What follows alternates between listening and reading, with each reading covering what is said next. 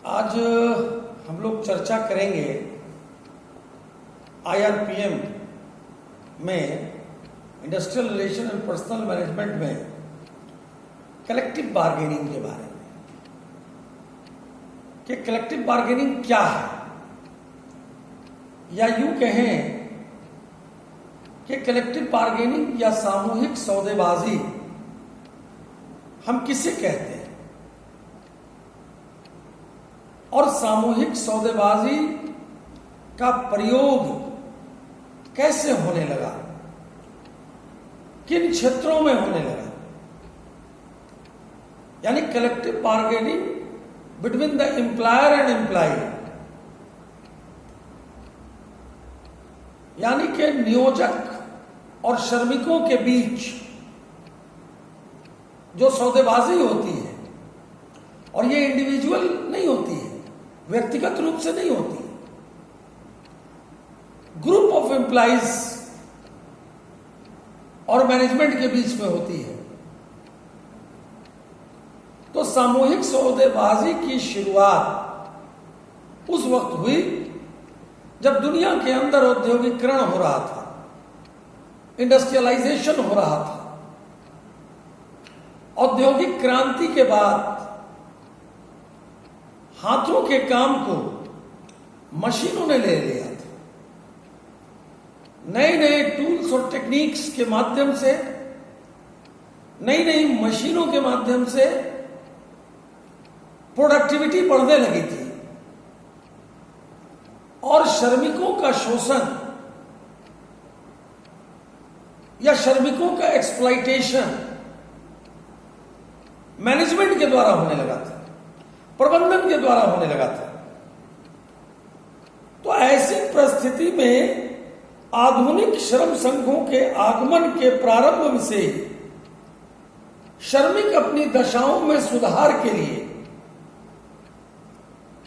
जो लगातार प्रयास कर रहे थे, सामूहिक प्रयास करते आ रहे थे, और उनके प्रयासों के परिणाम स्वरूप सामूहिक समझौते का कंसेप्ट आया। या यूं कहूं कि 1891 में सबसे पहले सिडनी वेव्स ने कलेक्टिव बार्गेनिंग और सामूहिक समझौते की शुरुआत में अपनी पक्ष रखी कि वर्कर के कार्य की दशा क्या होगी, उनकी वर्किंग कंडीशन क्या होगी, उनके वेजेस क्या होंगे। इन सारी परिस्थितियों में सामूहिक सौदेबाजी कौन करेंगे? एम्प्लॉयर के साथ, एम्प्लॉय का ग्रुप करेगा, ट्रेड यूनियंस करेंगे, मल्टीपल यूनियन करेंगे, और जहां ट्रेड यूनियन राइवलरी होती है, प्रतिद्वंदिता होती है, किस यूनियन के साथ प्रबंधन बात करेंगे, वो कौन सा सोल बार्गेनिंग एजेंट होगा, उस सोल बार्गेनिंग एजेंट के साथ, यानी कि मान्यता प्राप्त यूनियनों के साथ, रिकॉग्नाइज्ड यूनियनों के साथ मैनेजमेंट की वार्ता होगी, और रिकॉग्नाइज्ड यूनियन, रिकॉग्नाइज्ड मान्यता प्राप्त श्रमिक संघ प्रबंधन के साथ कार्य की दशाओं के बारे में, वर्किंग कंडीशन के बारे में, वेजेस के बारे में, मिनिमम वेजेस के बारे में, अर्थात वर्किंग कंडीशन, मिनिमम वेजेस, कार्य की दशाओं, वेतन भुगतान की पद्धतियां, इस संबंध में सामूहिक समझौता रिकॉग्नाइज्ड यूनियन के साथ, यानी कि मजदूरों के सामूहिक समूह का जो रिकॉग्नाइज्ड यूनियन होगा, उसकी वार्ता प्रबंधन के साथ होगी। हम इसको सिंपल वर्ड में बता सकते हैं, साधारण शब्दों में हम समझ सकते हैं। एम्प्लॉयर और एम्प्लॉय, मजदूर और मालिक, क्रेता और विक्रेता, एम्प्लॉय और मैनेजमेंट, प्रबंधक एवं श्रमिक के बीच में किया जाने वाला समझौता, लेकिन यहां खास बात ध्यान देने की है कि सामूहिक समझौता कभी भी व्यक्तिगत नहीं होता है। इंडिविजुअल वर्कर के साथ कोई समझौता 1 to 1 नहीं होता है। सामूहिक समझौता जो कि सिडनी वेब्स ने जिस कंसेप्ट को रखा, वो सामूहिक समझौता जो है मजदूरों का समूह, ट्रेड यूनियंस, श्रमिक संघ, मान्यता प्राप्त श्रमिक संघ प्रबंधन के साथ अपने श्रमिकों के कार्य की दशाओं, उनके वेजेस, उनकी मजदूरी, उनके वर्किंग कंडीशन को लेकर के जो समझौता करते हैं सोल बार्गेनिंग एजेंट के रूप में, वो सामूहिक समझौता होता है। और ये समझौता 2 प्रकार का हो सकता है। ये समझौते लिखित भी हो सकते हैं, अलिखित भी हो सकते हैं। Written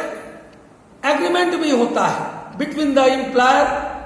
and the trade unions, recognised trade union के बीच में मजदूरों के कार्य की दशाओं को लेकर के। और कभी कभी अलिखित भी होता है, कभी कभी 2 पक्षीय समझौता भी होता है एम्प्लॉयर और एम्प्लॉई के बीच में, और कभी कभी ट्रिपार्टाइट एग्रीमेंट भी होता है, त्रिपक्षीय भी होता है, जिसमें सरकार के पक्ष भी भागीदार बनते हैं। तो कुल मिलाकर के सामूहिक समझौता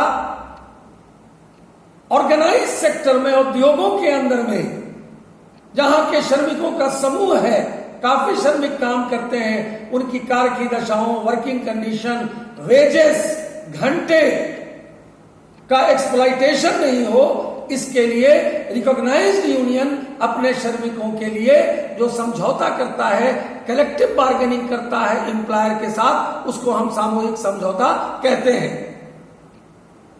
और उस सामूहिक समझौते की शुरुआत मैंने आपको पहले ही बताया कि उस सामूहिक समझौते की शुरुआत 1891 में सिडनी वेब्स के द्वारा की गई थी कि किस प्रकार के वर्किंग कंडीशन होंगे।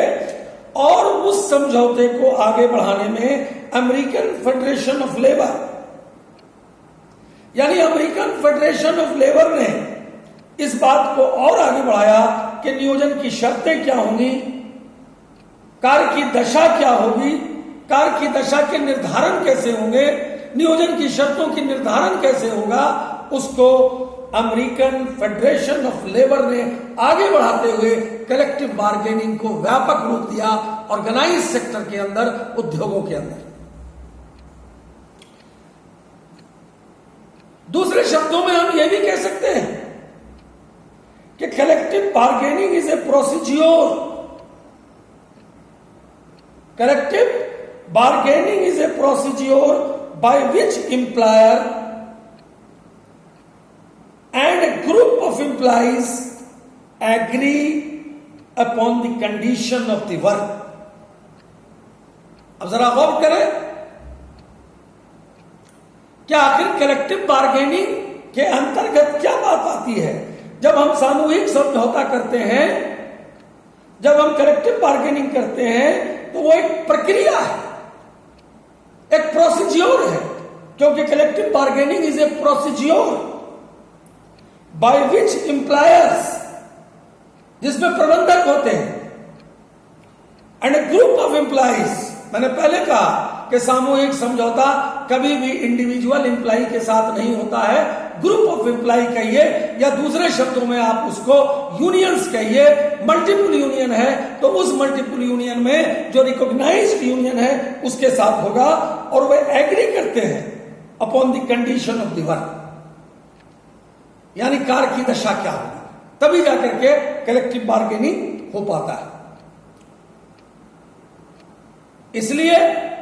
सामूहिक समझौता की शुरुआत उस समय हुई जब श्रमिकों का शोषण औद्योगिक प्रतिष्ठानों में, इंडस्ट्री के अंदर, ऑर्गेनाइज लेबर के अंदर, जहां श्रमिकों का समूह काम करता हो, वहां पर प्रबंधकों के द्वारा जब उनका शोषण होने लगा, जब उसका एक्सप्लॉइटेशन होने लगा, तो उस एक्सप्लॉइटेशन को रोकने के लिए सिडनी वेब ने एक ऐसा कंसेप्ट लाया जिसमें वर्किंग कंडीशन की बात तय हो, कार्य की दशा की बात तय हो, वेजेस की बात तय हो, वर्किंग आवर की बात तय हो, और एम्प्लॉयर और एम्प्लॉई के बीच में, रिकॉग्नाइज्ड यूनियन और एम्प्लॉयर के बीच में, एम्प्लॉई के समूह यूनियन के रूप में जब हम कोई वार्ता करते हैं, जब हम कोई समझौता करते हैं, तो उसको हम सामूहिक समझौता कहते हैं या उसको हम कलेक्टिव बार्गेनिंग कहते हैं, जिसमें कार्य की दशाओं के बारे में दोनों मिल करके किसी निष्कर्ष पर पहुंचते हैं। और ये कलेक्टिव बार्गेनिंग मैंने पहले कहा कि लिखित भी हो सकते हैं, अलिखित भी हो सकते हैं, रिटर्न स्टेटमेंट भी हो सकता है, द्विपक्षीय भी हो सकता है, एम्प्लॉयर और एम्प्लॉय के बीच में भी हो सकता है, और एम्प्लॉयर, एम्प्लॉय और गवर्नमेंट भी उसमें पक्षकार होता है, जिसको हम ट्रिपाटाइट एग्रीमेंट कहते हैं। यानी कि सामूहिक समझौते के अंदर जब त्रिपक्षीय समझौता होता है तो उसको हम ट्रिपाटाइट एग्रीमेंट कहते हैं, between the employer, employee and the government. और वह यह प्रक्रिया लगातार चलने वाली प्रक्रिया है। यह प्रक्रिया कोई एक दिन की प्रक्रिया नहीं है। इंडस्ट्री के अंदर यह प्रक्रिया लगातार चलती रहती है कि वो अपने सोल बार्गेनिंग एजेंट के द्वारा अपने एम्प्लॉय के वर्किंग कंडीशन को, उनके वेजेस को बढ़ाने में, उनके कार्य की दशाओं को अच्छा करने के लिए वो प्रबंधन के साथ समझौता करते हैं। और वो समझौता लिखित भी हो सकता है, अलिखित भी हो सकता है। इसीलिए हम उस समझौते को सामूहिक सौदेबाजी कहते हैं और कलेक्टिव बार्गेनिंग कहते हैं।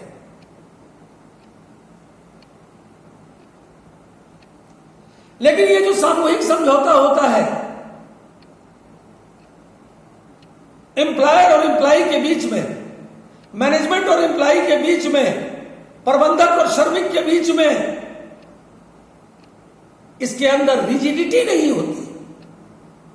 रिजिडिटी से हमारा ताल्लुक कि यदि कोई एक पक्ष किसी बात पे अड़ गया तो हो सकता है कि वो समझौता टर्मिनेट कर जाएगा। इसलिए सामूहिक समझौते फ्लेक्सिबल होते हैं, लचीले होते हैं। जिस तरह भारत का संविधान लचीला है,